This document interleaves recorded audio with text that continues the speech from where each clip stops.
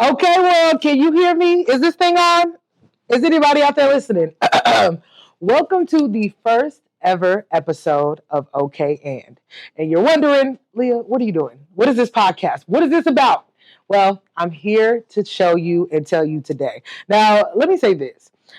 This podcast is a long time coming. There are a lot of people who have followed me for a long time and said I needed a podcast. And I definitely ran away from it. I definitely was not trying to do a podcast, especially after having a podcast that I had to stop abruptly. It made me not want to do it again. But I realized that there are stories, there are things that have happened to me that I want to share and I want to be transparent about that people had no idea what was going on. I think over the last 2 years, things have switched a lot for me. If you were following me, obviously before I moved to Columbus, I was doing very well in my career. I was on TV locally in DC and nationally on MSNBC and Fox Soul. I was on the radio in DC. I was hosting for Amazon. I was doing a lot of things. Obviously, I was going viral and people were becoming very familiar with my brand. And when I came to Columbus, I was hoping for a fresh start. And things didn't go as planned, if I'm being 100% honest. And so if you were watching me then and you kind of thought, what happened to Leah? Why did it stop? Why did things slow down?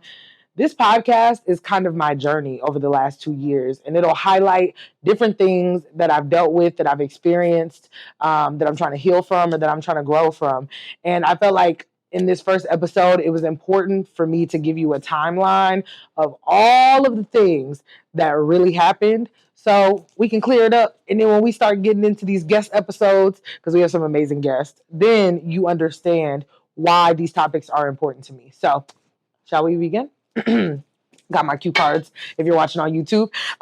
So I moved to Columbus, Ohio. I got the job to be on air at a radio station here in 2023.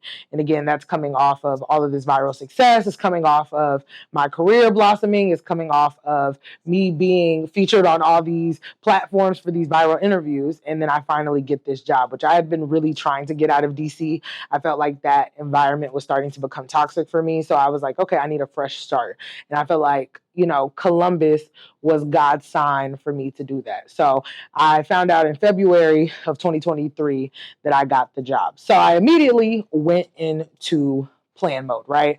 I do have a condo in Maryland. And so I was like, okay, I gotta renovate it. I gotta get all these things done to get my place ready to rent it out because I have to go to Columbus, right? So a friend referred a guy to come do my floors. The floors I had was pretty old carpet.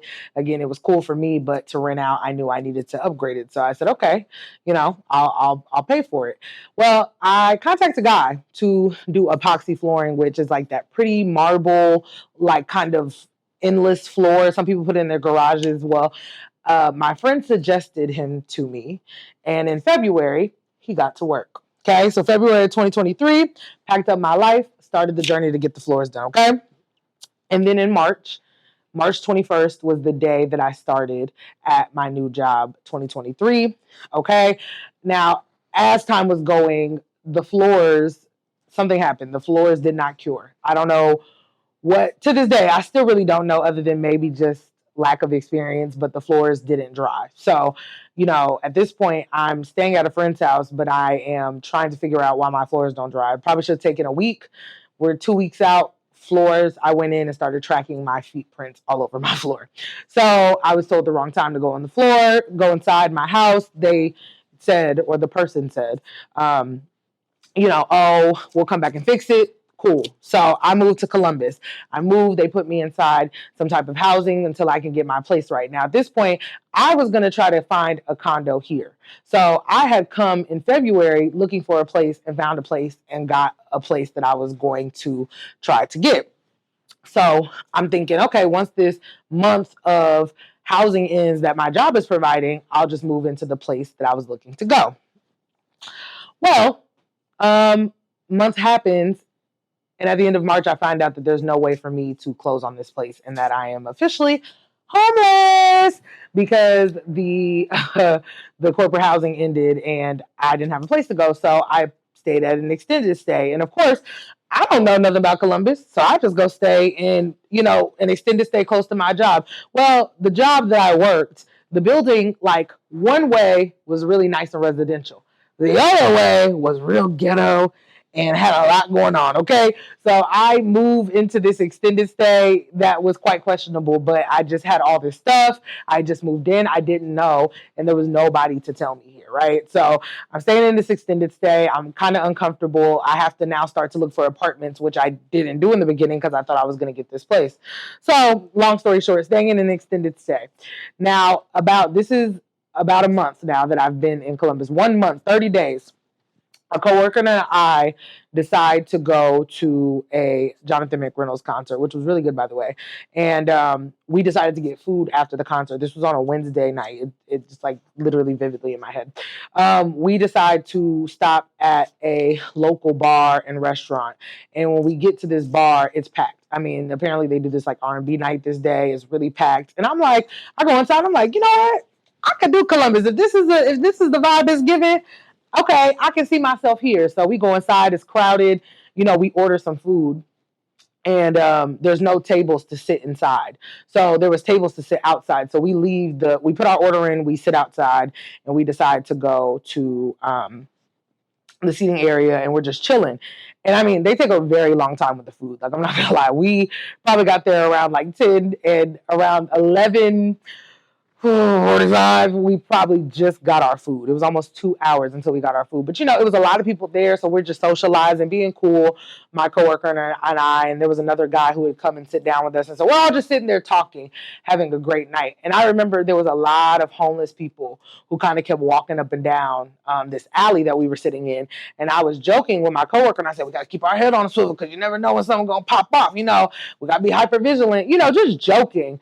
Because, they were kind of walking up on us, and it was, we in the alley in the middle of the night, regardless of if it's an establishment or not. So, we finally get our food. The food is really hot, so we're sitting there and we're enjoying our food. Now, by this point, everybody had kind of fizzled out. There was a pretty large crowd outside because you could hear the music from inside outside. So there was a pretty large crowd.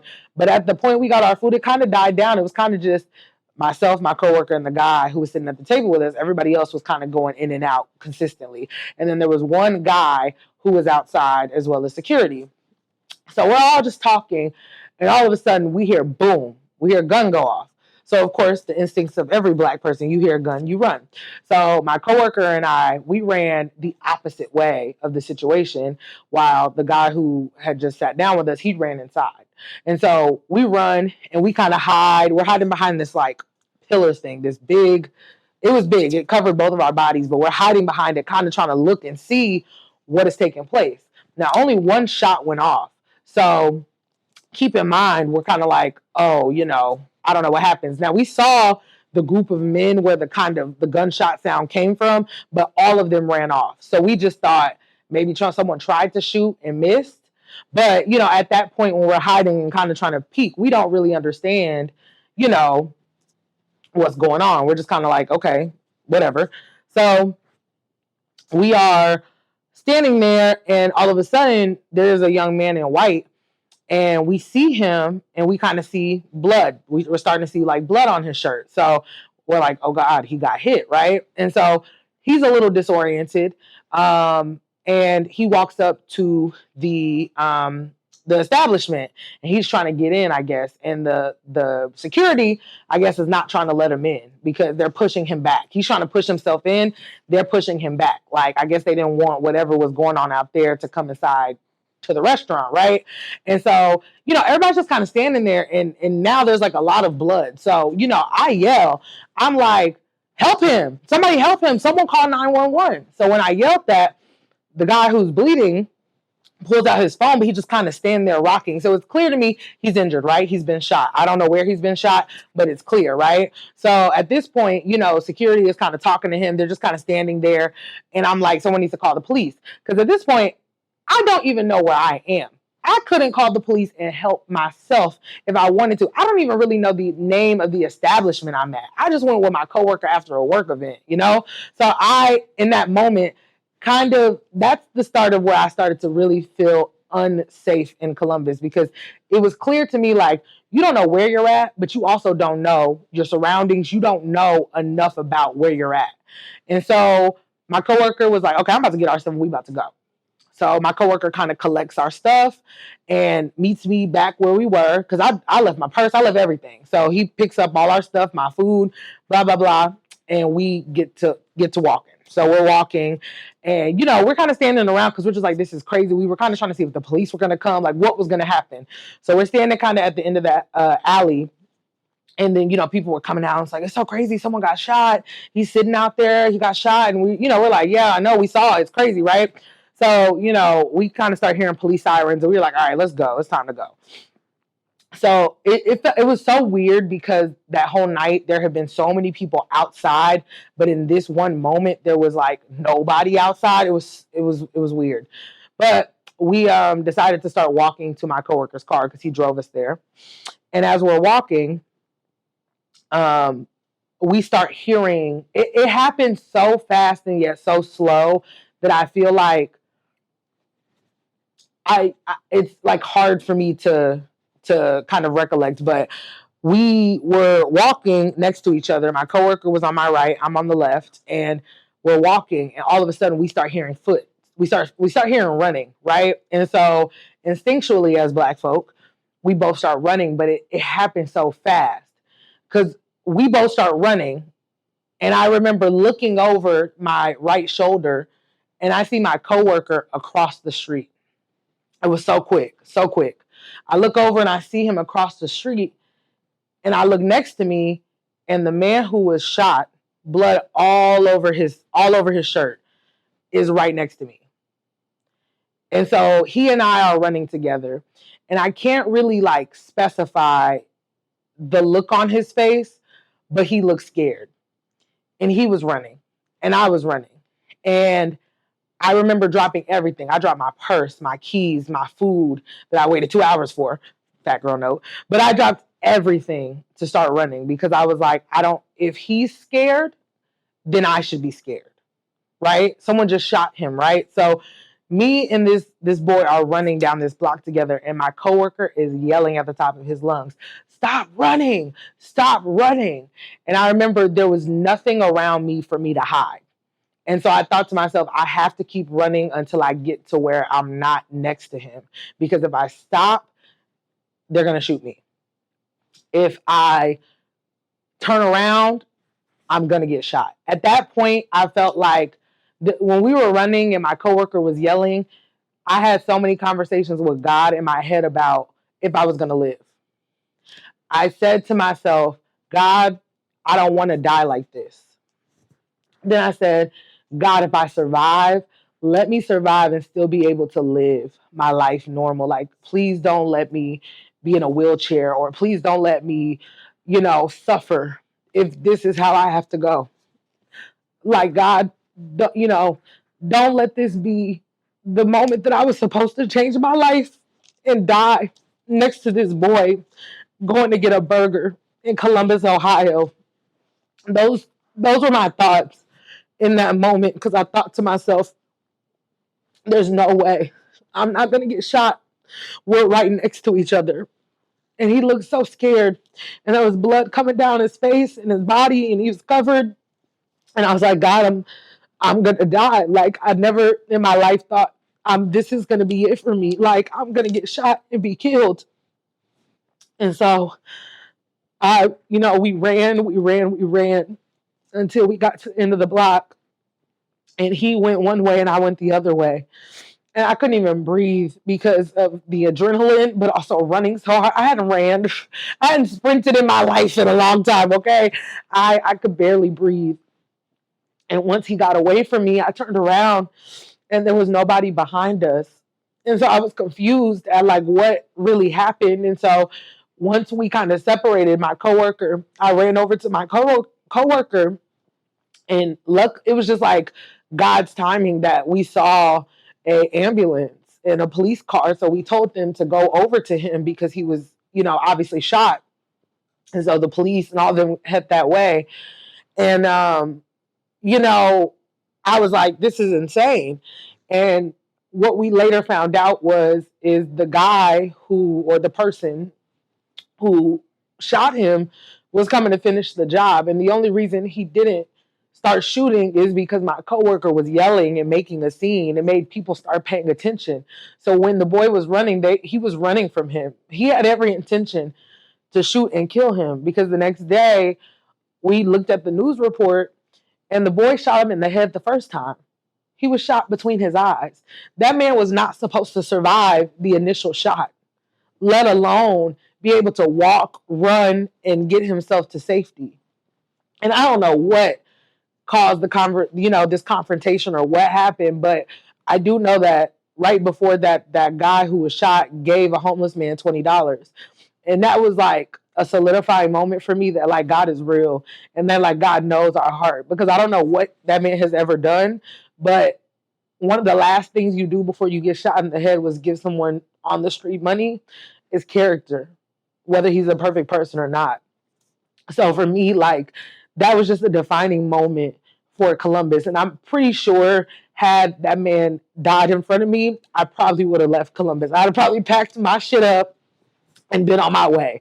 And that probably was foreshadowing of what was to die in the future along the way. But that moment, it really traumatized me. I couldn't sleep that night thinking about me pleading to God for my life.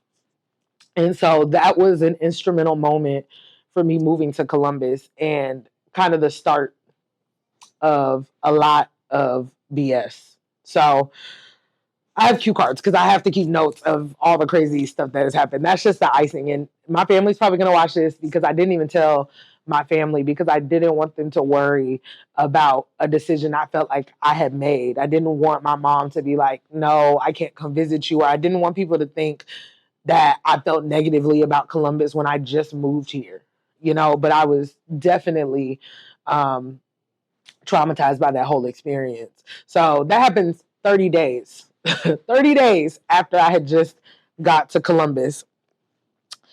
Then, I found out that the condo just wasn't going to work. The situation wasn't going to work here, and I was going to have to find another place to stay. So in May of 2023, the floors still didn't dry. So now I'm still going back and forth with this man. I'm trying to find a tenant. So I'm paying an extended stay here, soon to be rent here, and I'm paying my condo in DC because I can't get a tenant because my floors won't dry. And then in May is when everything changed with the job. So May, I was approached about doing and covering Essence Fest. A friend had reached out to me and said that they wanted more Black women coverage at Essence Fest. And so I thought this was a great time to bring some of the opportunities that I receive outside of radio to radio, especially now that I had a show and now that I felt like I was in an environment where I was supported. I'm using air quotes. So I bring this situation to, a boss, my boss at the time, and the energy was very, nah, we'll see. They don't like to spend money, but we'll see. And I was like, okay, well, we'll see. So that's when we first kind of inquired. We applied for the press pass.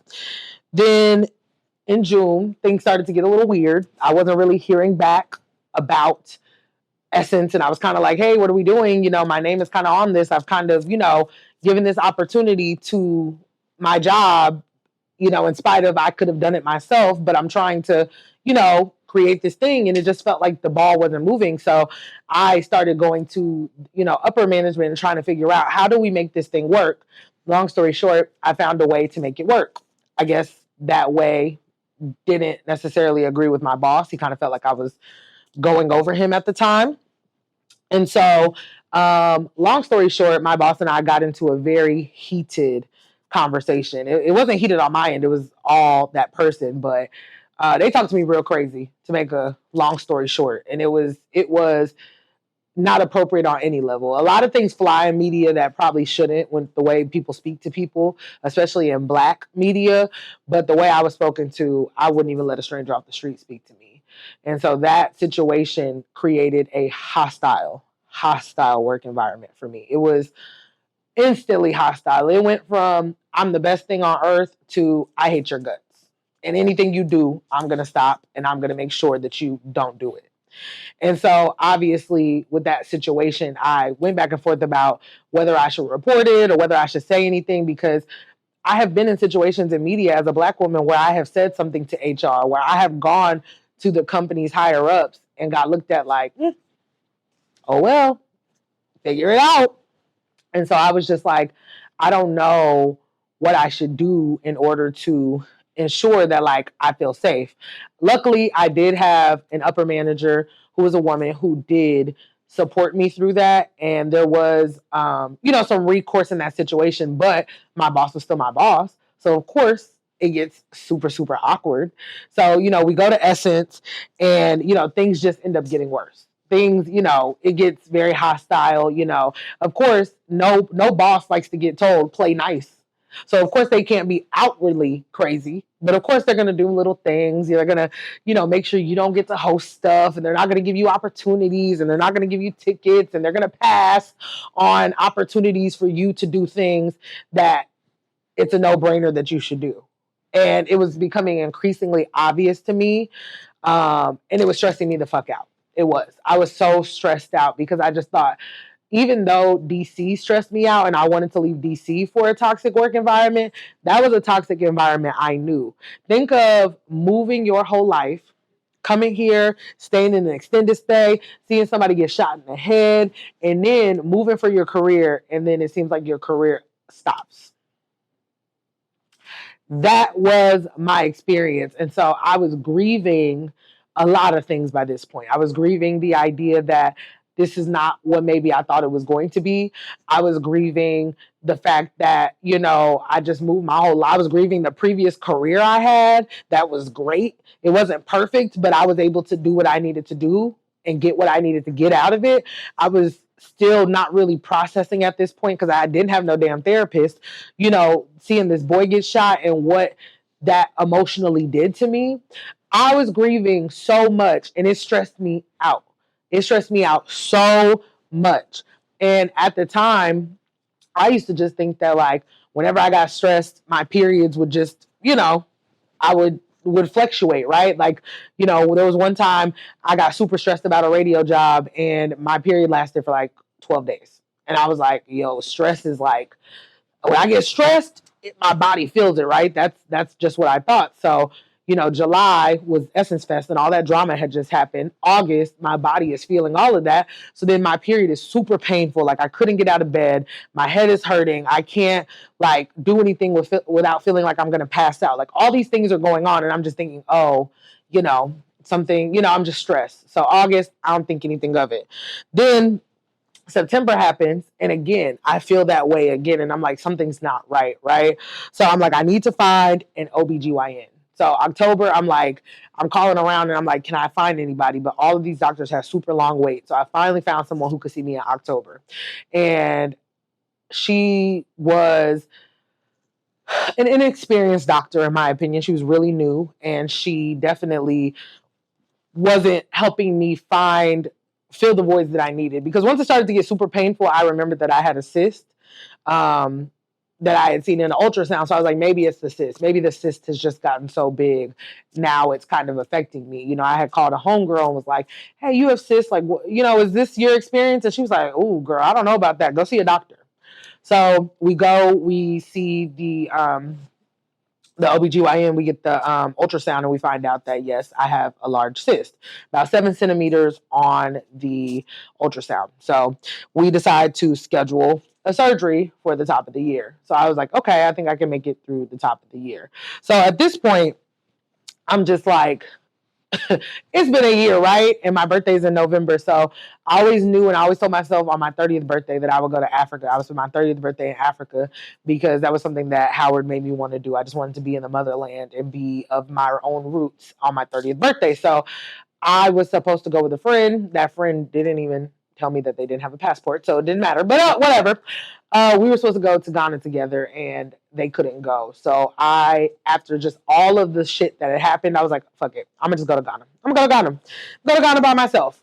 Fuck it. So I go to Ghana, and Ghana was the most beautiful experience that I've had in a long time. There's just something about being in Africa that makes Africa just the best place on earth to me. Like, I want to live in Africa at some point. It's just so beautiful to be connected with like our roots. And so I went to Africa, child, fell in love with a Ghanaian man. That's another story for another episode. But had my eat, pray, love. Stella got her groove back. Monique fat girl moment with this man who treated me extremely well at the time. And so, Africa was what my soul needed. And so once I got back from Africa, because I stayed there through December, I said, you know what? I don't give a damn. I don't give a damn about none of this. I'm going to go and do this job and just be here because I don't have the energy after the year I've had to deal with a hating boss, a small-minded group, and to feel like I'm not as talented as I am. So you know what? I said, Leah, you got one more year. Fake it till you make it, sister. Don't even put all that effort in. Just sit back and if they want to ignore you, play ball, sis. It's their world, you living in it. So we get through December and we get to January of 24. Now, January of 24, I was like, you know what? This year, I'm not going to stress. I'm not going to be stressed. We just going to do what we going to do, okay? So I get my surgery at the end of January to get the cyst removed. This cyst was hanging off of my fallopian tube, which if you see a real picture of a fallopian tube, it's literally like a string. So this big 10-centimeter ball is hanging off my fallopian tubes, hence why it was so painful. And it was tearing me up. And that surgery was really, really hard to recover from. I can't imagine having a C-section because I didn't even get a C-section. And I felt like it took me 2 weeks to even feel remotely like myself again. It was really hard to recover from. And I don't know because they had to do extra incisions because of how big it was. I'm not sure if that's why or what. But in this surgery, they also diagnosed me with endometriosis and PCOS. So that was kind of unnerving for me because obviously infertility and PCOS and endometriosis is very high. And I am 50-50 on the kids, but I don't like my choice being taken away. So that was something that I had to grieve as well, that maybe having kids naturally might not be my testimony. So I've never actively tried either, so who knows? But that's also a real reality of the disease, endometriosis, and the hormonal issue that I have with PCOS. So we will see. So, January was a long month for me. My mom had come up to help me, with the surgery, post-surgery. My mom came and then she goes home. And then a week later, she calls me and was like, hey, I have cancer. And I was like, God, I'm trying to hold on. I think that January, February moment for me was where like, I definitely had like a mental breakdown because it had been a whole year of just shit. And I was trying to tell myself after Ghana that like I could hang on. I could make it work. I could not give a damn and just go on and choose peace. But there was no peace to be found. My mom getting diagnosed with breast cancer was like the icing on the depression, repression cake that I had. I had been repressing all of my emotions and how I felt at large. And my mom getting cancer was just kind of the final thing. I had so many thoughts about how I just couldn't support her from Columbus and if I should just quit the job altogether and go down there. I didn't know if this would be a long cancer journey. I didn't know if it would be a short one. They felt like they were able to get all of the cancer from the surgery that she had. And so she still decided to do radiation, but I was nervous. My mom is older, so I was like, I don't know what kind of toll this will take on her. And so it just was so stressful trying to support my parent who is by herself and I'm her only child from Columbus while she is getting treatments for cancer. It just was difficult for me to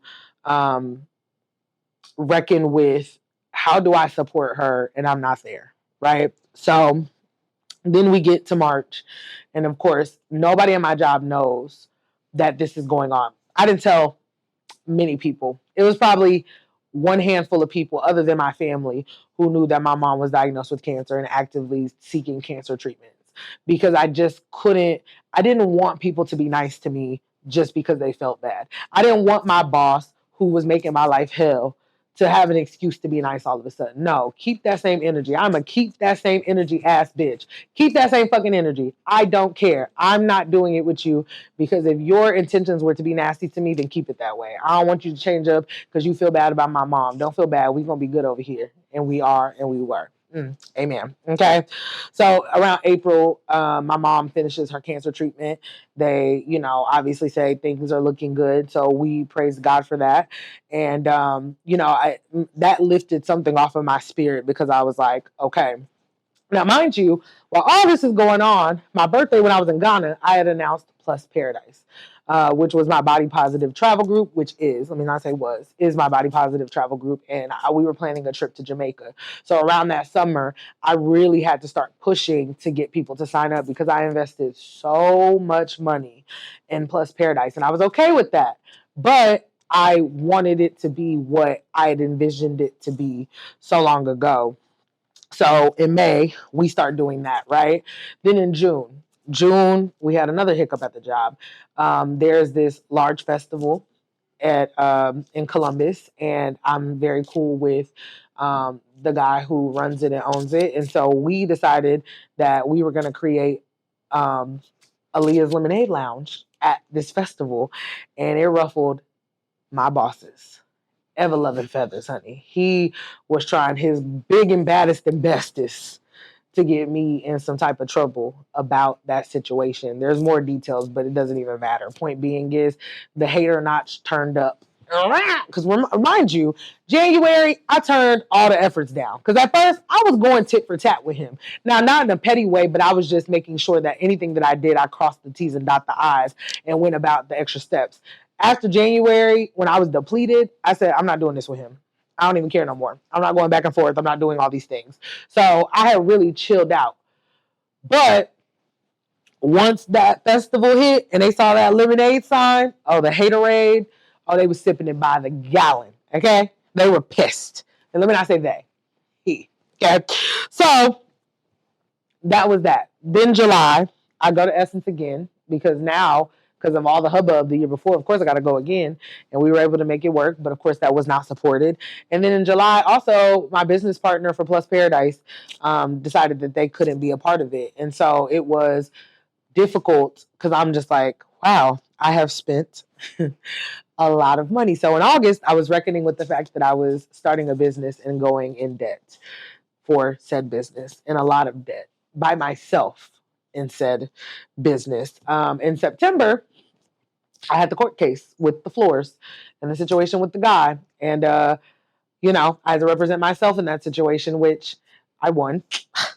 But, it's still not over. But doing court and going back and forth, and this whole process taking over a year to just try to get any type of money back for the floor situation was insane, and still is insane, still an ongoing process. And then November, I was, planning heavily for Plus Paradise, and, Thanksgiving, my birthday was on Thanksgiving, so we celebrated that. And then in December, Plus Paradise, which, might I add, Plus Paradise actually coming to fruition was like one of the highlights for me, because I stressed so much about ensuring that I created the space that I advertised. And it was truly magical to see my girls on the trip and be able to see that come to fruition. That was one of the highlights for me of Columbus. I think, with all of the things that have happened since I've been here, I think the quiet time created Plus Paradise. And I know that is also a mission of mine, besides media and besides storytelling. I know for a fact that is one of my callings. So that was a highlight for sure. Obviously, we get into 2025, which is where we're at. And I was plotting my exit. I knew when March 2025 came up, I wouldn't renew my contract. But what I didn't plan, after fasting and hearing from God that I needed to leave Columbus, was that I was going to get laid off before I could exit. So here we are. And the crazy thing is I planned this podcast before I got laid off. So this was something that I felt like God had already placed in me before this situation happened. I think getting laid off even just confirmed that this was something that I needed to do. I know you guys know me for doing interviews. I know you know me for viral stuff, but it was important for me to give you guys content that wasn't just about celebrity tea and talking to celebrities. I know that like I'm gifted enough to host conversations that can heal and help people. And I don't want my whole brand to always be about getting some lemonade. And while I'm not leaving the lemonade brand, that's just one component of who I am as a journalist, who I am as a host, and who I am in my gifts. And so I'm hoping that you can take this journey with me. I have incredible guests. I have people who are talking about mother wounds. I have episodes on PCOS and endometriosis and being plus sized and anxious anxiety. Like there's so many things that we're going to talk about on this first season of OK and I'm really excited for you guys to join me on the journey. This content is going to help you. It is going to heal you. We are going to find community in this. So I hope you guys join me. I hope you guys will enjoy the podcast. Please share it. If you know someone who could use this information, then please share.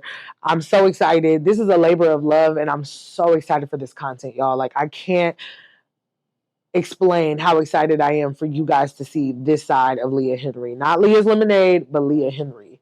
Leah A. Henry. Y'all get to see who I am and really get to dive deeper into my life and what I've been through. So you've just heard a little bit, but in these episodes, I will really dive into some of these moments and tell you what has shaped me into where we are today. So I'm really excited.